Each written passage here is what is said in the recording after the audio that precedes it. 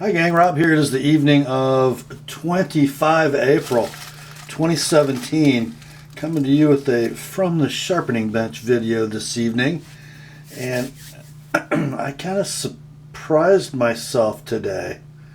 You guys know last month, around the 15th, 16th, 17th of March, I was in Escanaba, Michigan for the Spring Bark River Grind-In.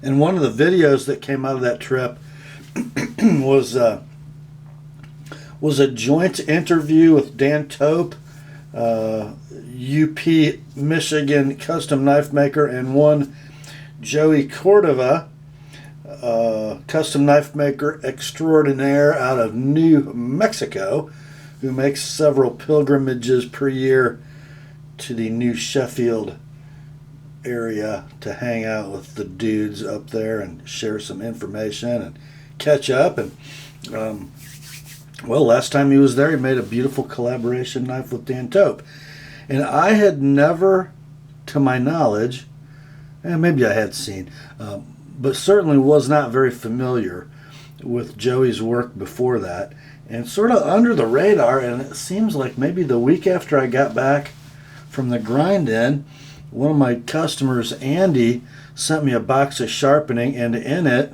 were a couple Joey Cordova knives, and it didn't register. And I just got to them on the schedule today, and I had written on my calendar, customer Andy, knives Joey 2 in parentheses. And then I've probably looked at the calendar 100 times since they came in. It never occurred to me that these are Joey Cordova customs.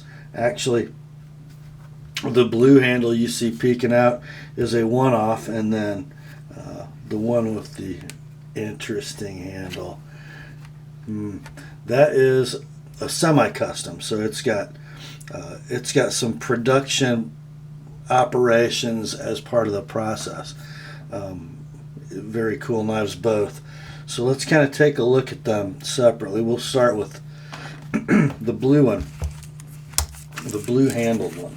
So what we got here, and these are sort of signature Joey Cordova blades. Joey is a freak for the harpoon, and a lot of his work uses this sort of brute de forge style.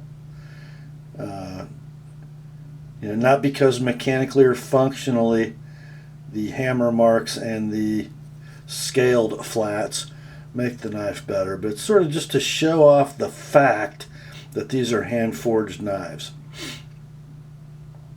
And it looks cool. Let's face it, it looks cool. So one of Joey's signatures is the brute de forge style. The other, he always seems to work in a little harpoonage into his designs. So let's kind of take some measurements here, shall we?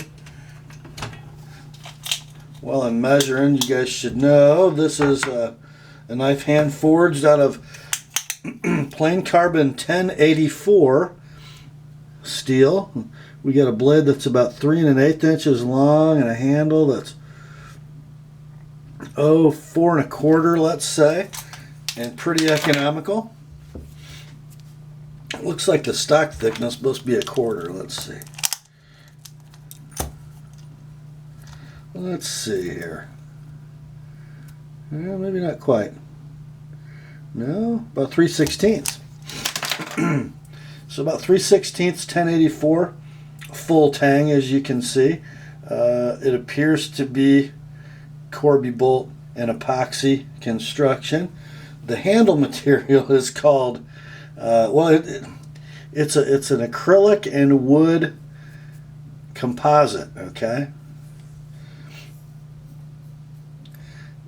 And I'm not sure what the wood is, but the blue, gray, blackish, tealish stuff is acrylic. And these are scales that are made in their rough form, suitable for machining, by a company called Beyond Wood Products. So what is this knife, you think? Well, it's kind of hefty, kind of chunky. It kind of reminds me, just knowing where Joey's from and taking a look at the knife, and then taking a look at the sheath. You know, this knife sort of reminds me of something that you might see in the southwestern United States in maybe a Western movie. It'd have to be sort of a modern Western movie to have that handle. But when I look at the sheath and the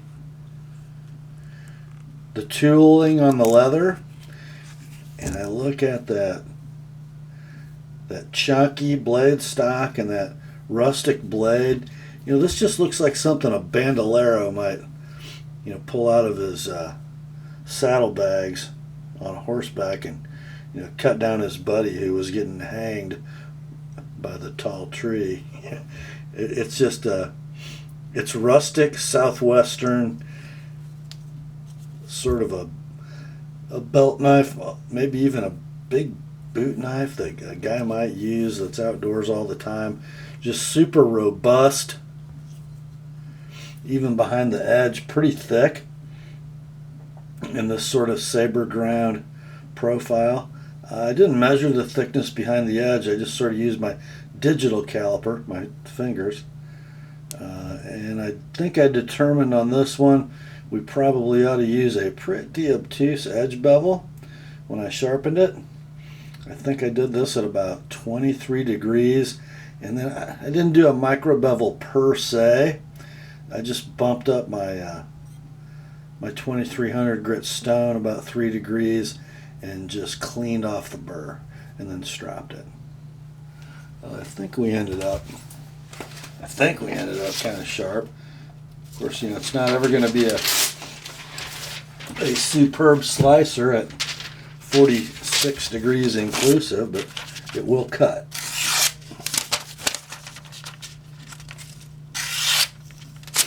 Okay. I actually posted pictures of these knives on Facebook this morning when I got done with them, just because I was so excited to have, you know, it's always kind of cool. You meet a guy, you talk to him, you do a video with him, you're really not too familiar with his stuff, and then lo and behold, his stuff shows up in your shop. So I was pretty excited to work on two of Joey's knives, and by the way, the name of his company is Joe Louie Knives. Joe and then Loui. An interesting name. Obvious origins, right? And if you watch the Joey and Dan video of a month ago, you can see that Joey is sort of a light-skinned black guy, and he's pretty solid. Maybe he's a Joe Louis fan. But, you know, he could be mistaken for Joe Louis's grandson, if you ask me. So interesting that he named his company Joe Louie Knives. Maybe that's his middle name. Come on, Joey, weigh in the comments. Tell us about where the name came from. But pretty cool. So how is this knife? Well, you know, for kind of a smallish handle, it's really economical. You get a nice hand-filling 4-finger grip. That harpoon, not just for show. At the back of the harpoon, we have a beautiful little thumb ramp / rest. Not that you really, you know, you don't need this to be jimped. Your hand is really secure in this handle. Sort of a modified Loveless profile on that handle, huh? Of course, that means it's going to work superbly in just about any grip you want to employ. And it does. Not sure it's a tactical knife, but the reverse grip ain't bad. A lot of times on a Loveless style handle, this point will hit your thumb wrong, but Joey's done a really nice job of radiusing the butt area of the knife. It's pretty comfortable. No complaints whatsoever. Looks like we've got a steel or aluminum lanyard in it, probably an aluminum lanyard too. I found the grinds to be pretty doggone symmetrical on this knife.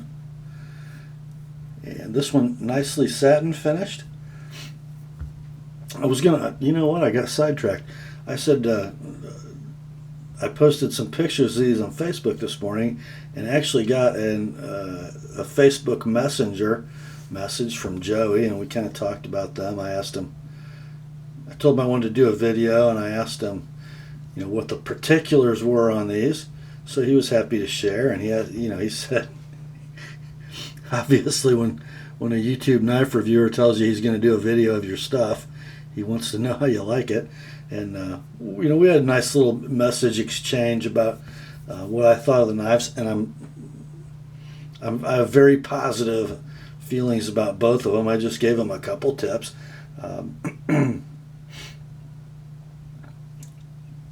There's not too many knives, I think, that need to be this thick behind the edge.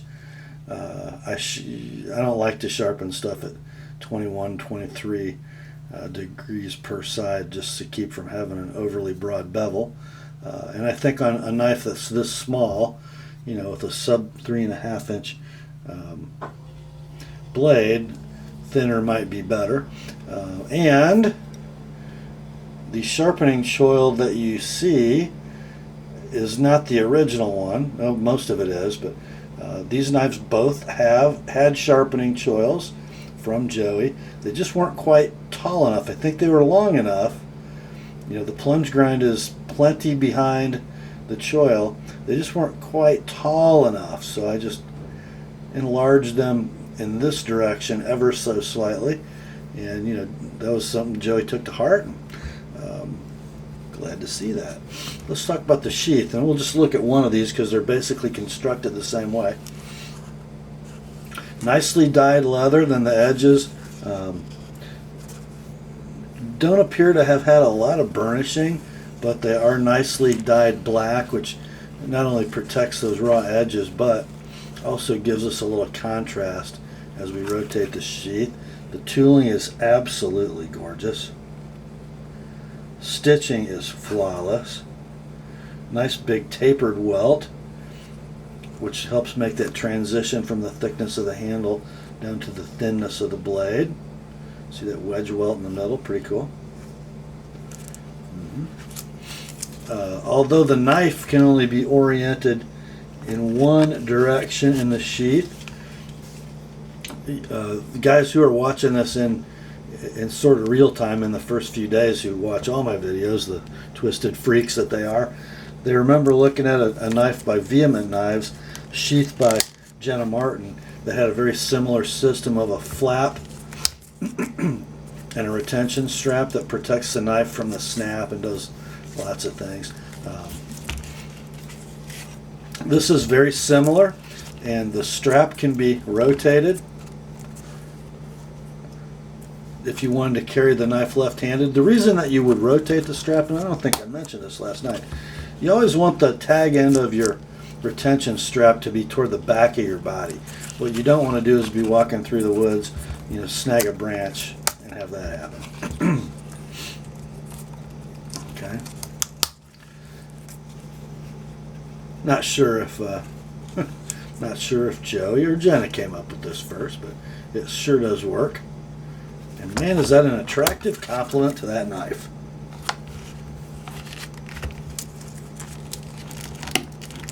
Whoops. First you got to snap it. Okay. So that's one. And here's the other knife we got from Andy. Now this one's going to be a little larger. Same sheath system, as you can see. And a little different knife. And if Joey hadn't told me this, I would have got it wrong. Remember, the first one we looked at is a one-off in 1085 with a satin grind. This is a 4 7/16 blade and a 4 13/16 handle.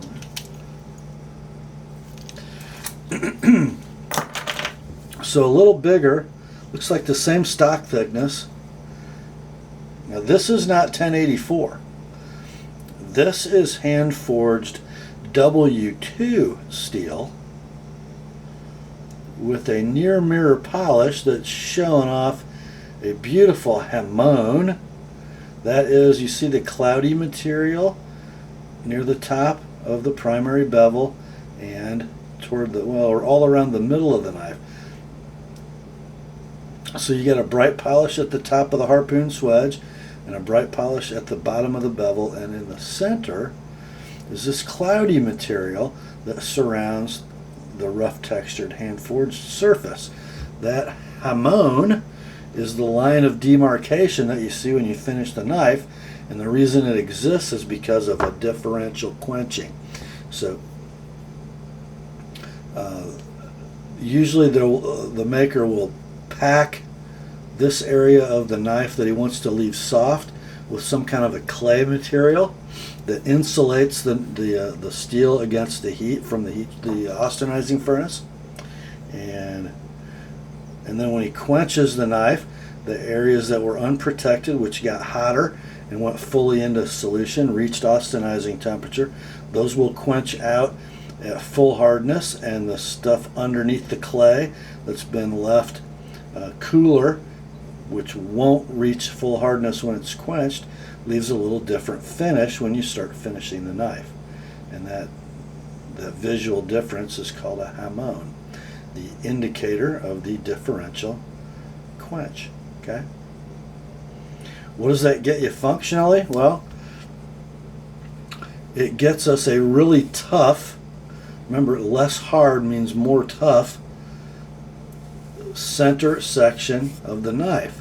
So which, if you were going to use this for a pry tool, that'd be great.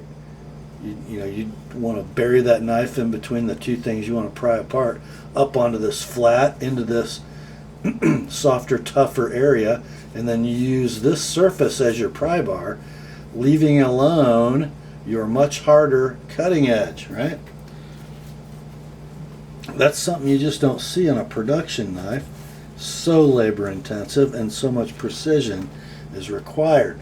So this is W2 steel, and I got to tell you guys, this knife fought like it fought like a champ at the sharpening bench. This one I believe I did at 21 degrees per side, not quite as wedgy as the blue handled knife, and my goodness did it get sharp.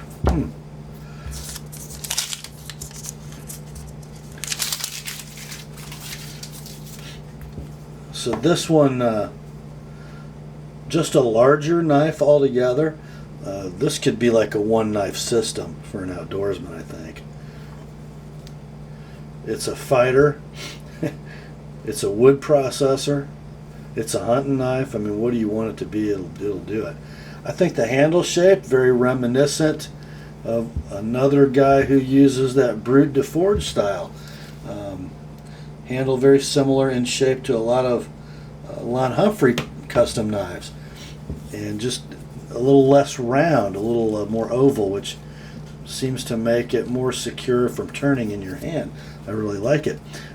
Not much contour going on, right? What is it I always say? God made the human hand to hold onto a stick. In this case, an oval-shaped curved stick, and my hand just loves it. I mean, just loves it.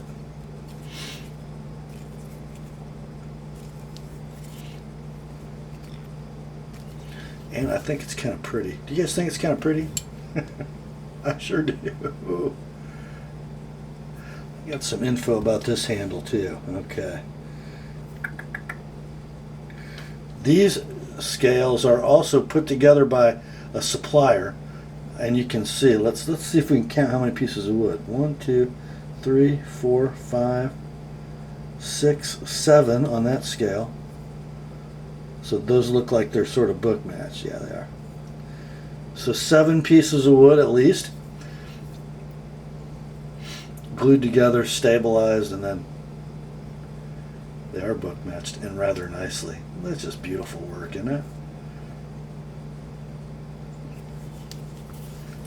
So glued together, stabilized, installed, shaped, and polished, and there you go.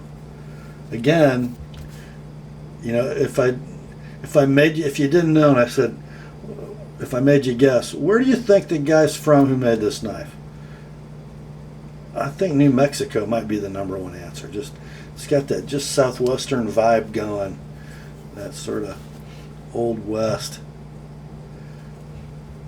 badass guy's knife. Very, very cool. A little better shot of the Joe Louie maker's mark on this one. How about that? Massive knives, both of them are. This one especially, a lot of shearing power if you needed it. But man, I could see skinning out a muley with that. Absolutely.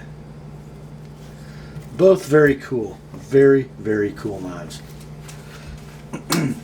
And stay tuned, guys. If you like the looks of these, stay tuned.